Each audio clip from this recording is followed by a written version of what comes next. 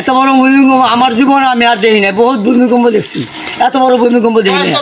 আমি ঘরের চালমাল সব লড়তেছে, সারা বাড়িঘর সব লড়ে গেছে। 10টা 39 মিনিটে যা ঘটে গেল আমার জীবন দশায় আমি এগুলো আর দেখি নাই। এত বড় ভূমিকম্প আমার জীবনে কখনোই দেখি নাই।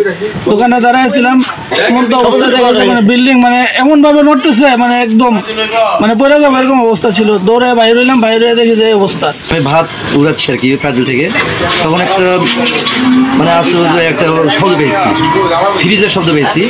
তারপর দেখতেছি নড়তেছে রুম, তাদের দৌড়ে বের হয়েছি।